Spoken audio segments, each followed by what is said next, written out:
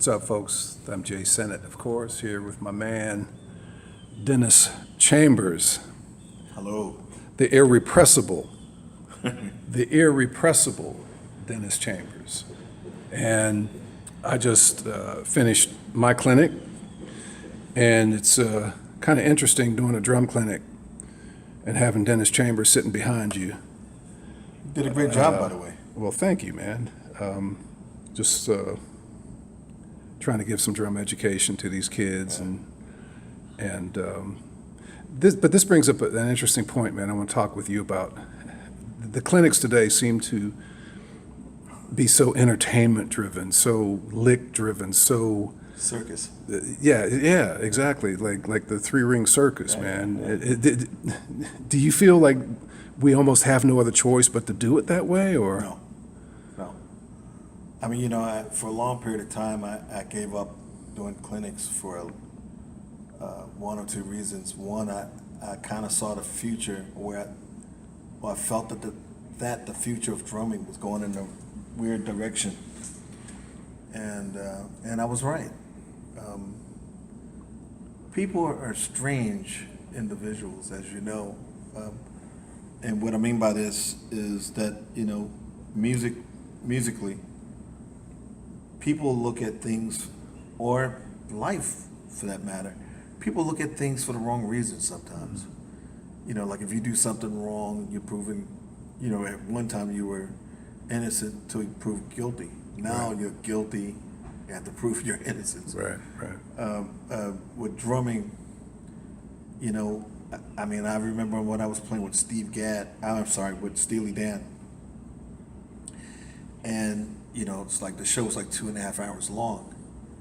And then when I played Babylon Sisters. The shuffle, right? Yeah, so I'm playing the track. And a few of my friends,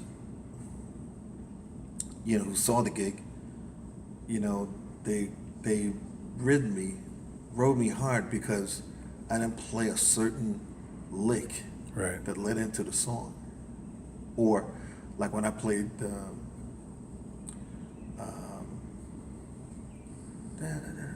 Asia, Right.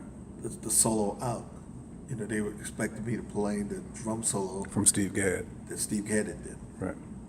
And But Fagan didn't want that, though, right? Necessarily. we never played it the same.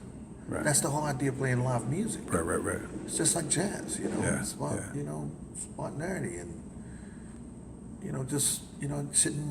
I mean, if you play the same way, try to play the same way every night, you lose your freaking mind. Right. Especially if you're a jazz musician. Yeah. Yeah. And I don't know why at this day and age, 2017, the pop guys and the rock guys, they got to go out there and play the same way every night. Because of the songs, the hit, right? Well, because people who heard it, they expected to They be expected, that way. right? When Led Zeppelin was on the scene, and groups that came out of the 70s, as you know, Right. and across the board, even jazz guys, and right to this day they still do it, but they don't go out there and try to play the same way every night. If you listen to a track with Miles before he died, when he was playing live, he played the same music every night, but he didn't play it the same way every night. One, could be a different tempo. The drummer, And that's done purposely. Well, yeah, it's supposed to Yeah, be. just see where you're going to take it. See where you're going to take it. So why did you stop? You said you stopped doing clinics for a Well, I while. stopped doing clinics is because people were looking at me, and they got the chop thing out of it. They forget about the musical side of it. Right. And I tell people at clinics, all the time, like, look, when I'm at a clinic, this is clinic mode. But you have to understand, I do not make a living doing clinics. I make a living playing music. Right. And no matter how fast you want to be, if your goal is to play fast, okay, do that. But however, you still got to learn how to play music. Right. And when I go and hear some of these young guys, not all of them, but some of these young guys, they got the wrong idea about playing music. and you could tell what they work on every time they sit down and play, because they just blow a bunch of chops. Right. And that's what I was trying to do in my clinic, man. Just there's a difference in playing drums than there is playing music. There's one and not necessarily the same. They parallel each other. Two different worlds, though. Two different worlds. Yeah. And so you got frustrated with the process of the clinics? I got frustrated. Or the expectation of the clinics? I got frustrated with it because of the way people saw it, how they looked at it. Like, you sit there and play. Like somebody asks you, well, when you sit at home and when you do practice, what do you do? I'm like, believe it or not, I sit there and just play a groove. That feels good to me. Right. When I sit there and just play a groove. Time and stuff. And then, but if I'm gonna practice, then I'll try to practice on things I don't know, not the things I already know. Right. Which is like if I hear somebody do something that capture my ear, then I'll sit there and work on that. Whether it's a style of music or if it's a lick.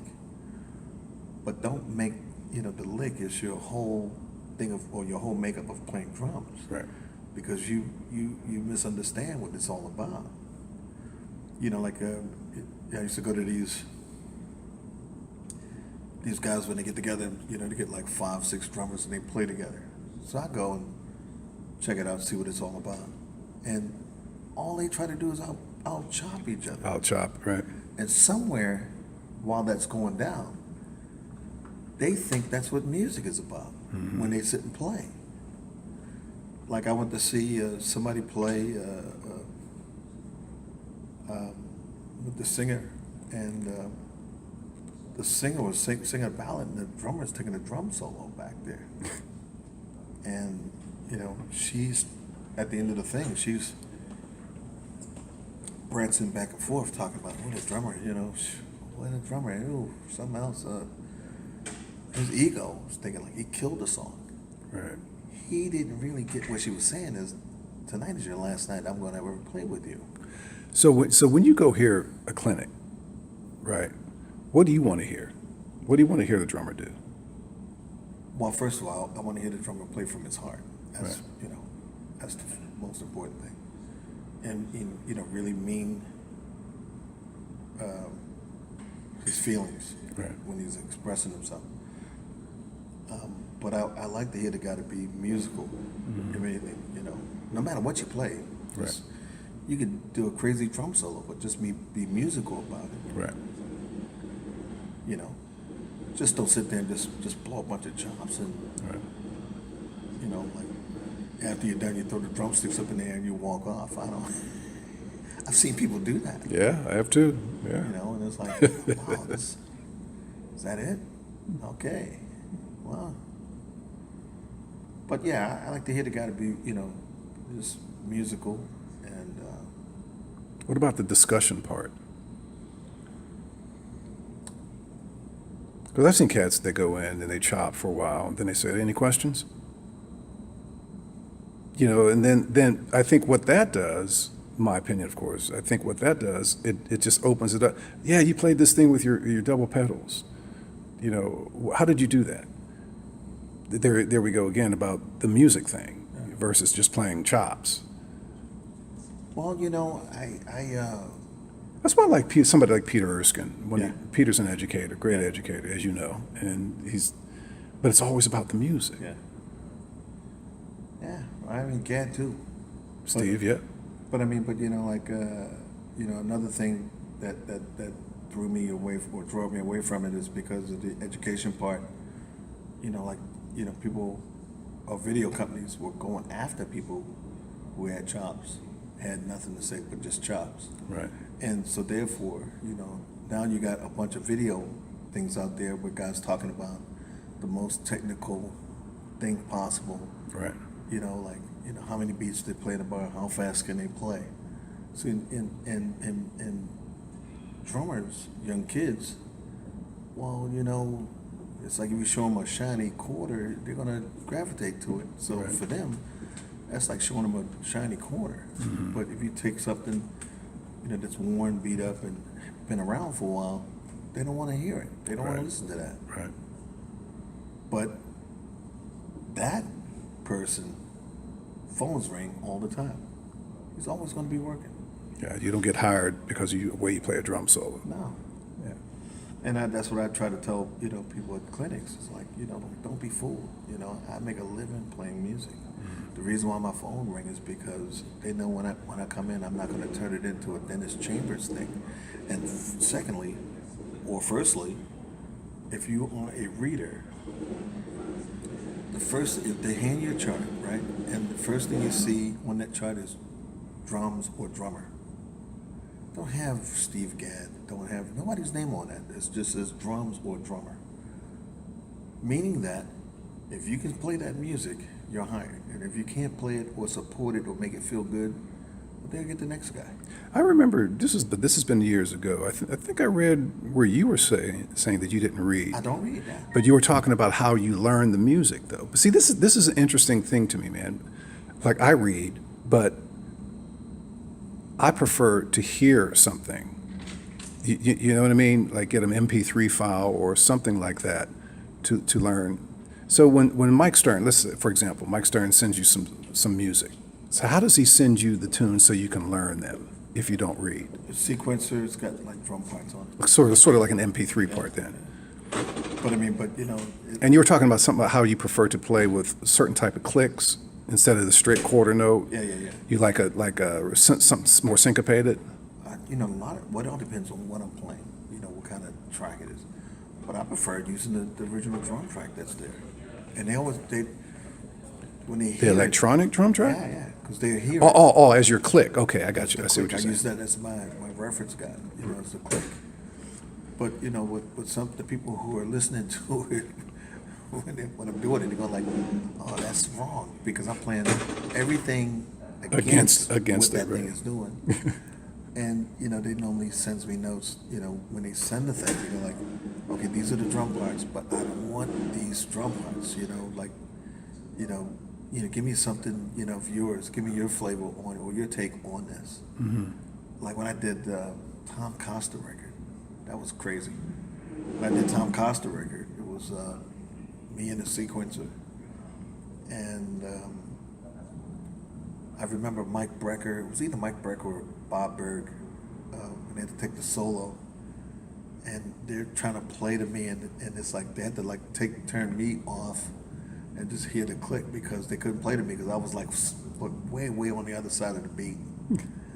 But then when they got finished playing the solo and they put it all together, they go like, holy shit, this is fucking killing, Yeah. But hey. So you're not with Santana anymore, right? No, I gave it up. You were with Santana for how many years? 12. 12 years? It was that long? Yeah, that was 12 years. Shocked me too. Wow. So what made you want to get out of it? Just wanted something different to do? Yeah, that and it was just time, Time to move on. I felt that he was unhappy with me being there. Really? I felt that, What do you mean? Not because of your playing or directional kind of issues? I think it was the playing. I think it was the playing. Did he say anything to you? No. Well, he said, he wanted me to change. Or did he want Cindy to play drums? No. Because right after me, it was Pepe. I forgot Pepe's last name. He did it for a year. Mm-hmm. And then he hired Cindy. But I think the whole time he always wanted to hire Cindy. And I always, Cindy and I go way back in the 70s. Cindy's a friend too, right? And I told her, look, this, whether you know it or not, this is your band, This is your band. It's interesting, man. So it was just a matter of time. So, okay, off the top of your head, this is a silly question here. Do you know how many records you're on? Last I counted. So you do count. Well, last I counted was years ago. Probably like 10 years ago. Last time I counted, I think it was like 600 and something. Ooh. But it was. I counted the stuff that didn't make it to CD. That I played on. Like I played the very first song I played on was a gospel hit called "God Gave Me a Song That the Angels Could Not Sing," and you can tell it's me because I'm rolling all over the place. I think I was like 8 years old. Yeah. And then I turned around and did, I think, "Oh Happy Day." Oh happy day, oh happy day. When Jesus walked. Yeah, I know the tune. That hit though. Yeah. That was you playing on that record. Is that who was that? That's He taught me Yeah. how. That one, right? Yeah. And she's, Who is that? That's I forgot the lady's It's not name. the Staple Singers. No. No. But the lady, she was from Washington D.C. and now she's a pastor or something. So how many hit records have you been on? Oh, I don't know. I mean, being with P-Funk, I just stopped counting. Now you started with Parliament Funkadelic. What? 17, 18 years old? 19. I just turned 18. Just turned 18. That was in 70. 78. I saw you with them. Was that the diaper period? Well, the diaper period went on before and after I left. Were you in diapers back there playing? No. We only had one guy that wore the diaper. Jerry Scheider. You couldn't do the diaper thing, man. No. I did Superman. In fact, one time I went out there with just my underwear. That's when I knew. That's what I knew. It was like, you know what? I better cut this short, man. There's no end to this. You're going down that rabbit hole, man. Oh man, I can see. It was like, but some guys went out there naked, Oh my God. and I was like looking at them like, and the audience was like, no big deal. It's just Parliament Funkadelic. Yeah, it's what they expected. Yeah. Right. And I'm going like, well, let me just go put my clothes on. This is not- Well, let me wrap this up, man. I appreciate you taking some time with me. And from an well, they're all artistic in a way, but some of your most fun gigs, like, I mean, we all have the stinkers, right? But then we have the ones that we will never forget. You know, P-Funk. P-Funk? I would go to sleep laughing and wake up laughing at some of the crazy stuff that went down with them. Now, Eddie Hazel was dead by that point, right? No, Eddie was with it. Eddie was still in it? Yeah, okay, you're right. Eddie died. When did Eddie die? 80s? It was. No, he died in the 90s. Oh, I okay. think he died in the 90s. I left him in 86. Came back and played with him. Oh no, maybe you're right. It was the 80s, because I came back and did another tour with him in like 89 or something like that. And Eddie was gone by then. He was gone by then. Yeah. So that was one of your fun hits. What are some more? Brecker Brothers, perhaps? Yeah, Brecker. Uh-oh. Yeah, Brecker Here we go. Brecker Brothers, but you know. Why do you laugh? Because I mean, Mike, we would always do things to each other. You know, we would check into a 4 or 5 star hotel, and we wait for the keys. You know, the rooms weren't ready yet, and he's talking to me, and he'll go and I had the suitcase that I got from Japan where it's got these hidden latches, and so he would undo the latch. As soon as you pick it up, the clothes fall Well, up. as soon as it was upright. So as soon as I wheel it, my clothes are just down about on the floor. Or I would go to his room. Like one night I went to his room, we were talking, about some stuff, and it was in France, and it was a summer night. He left the lights on in his room, with the window closed. You open the curtain, all you see is mosquitoes. Oh, man. So he goes to the bathroom. And I just open the window. Okay, Mike, I'll see you later. I'll come back later. All right. He comes out, I can hear him. Ow, what the? Mosquitoes all in his room.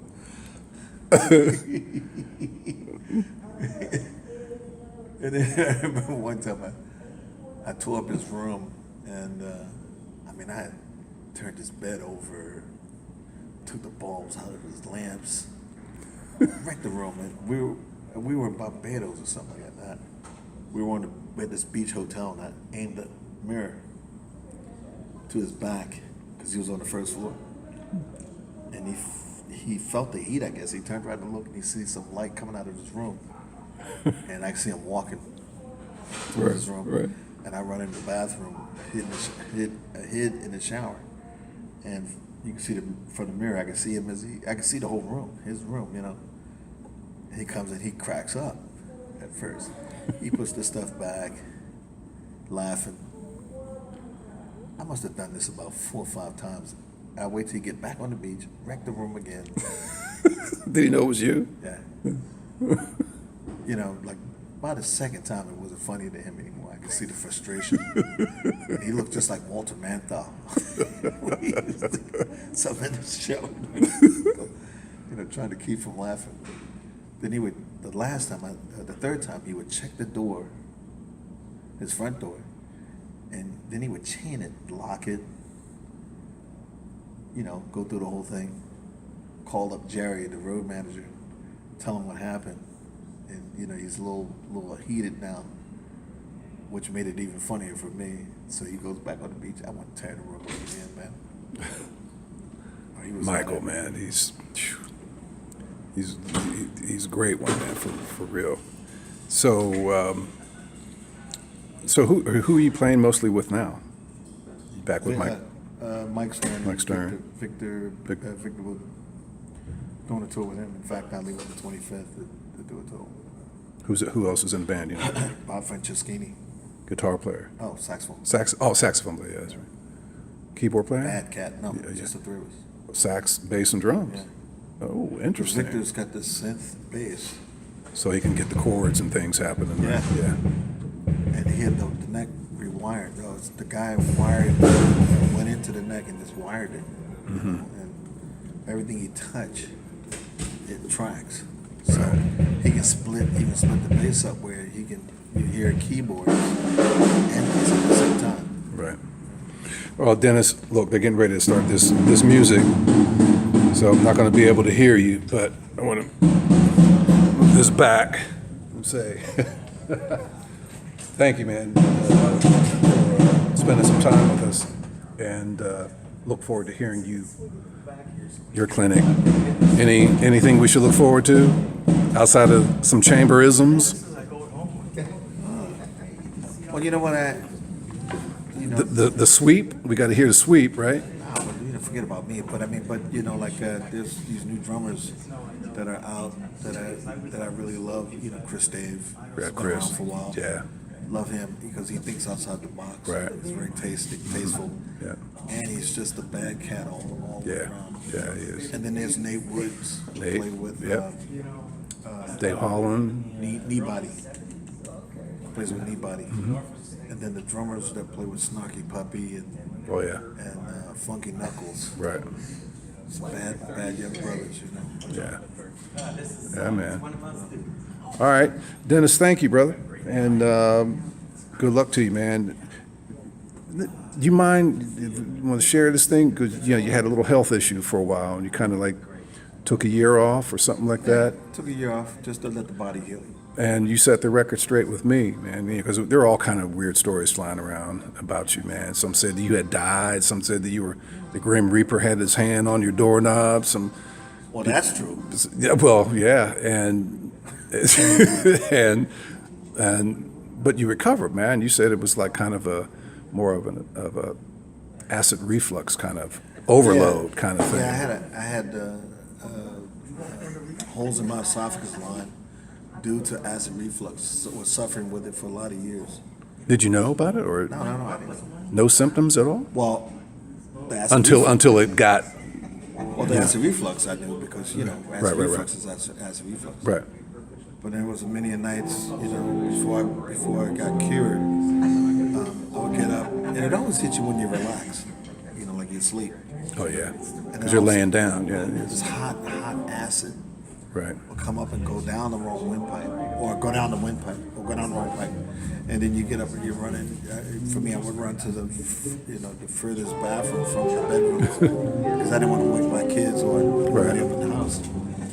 And I thought I would be thinking that's how they're going to find me, like slumped over a toilet because I can't breathe. Yeah, because it got really bad, man. I mean, you ended up in the hospital, and like I said, all these stories and rumors start flying around about you, man. Because I remember when I first heard it, it was like, oh no, somebody said you were in Spain or somewhere over there Seville.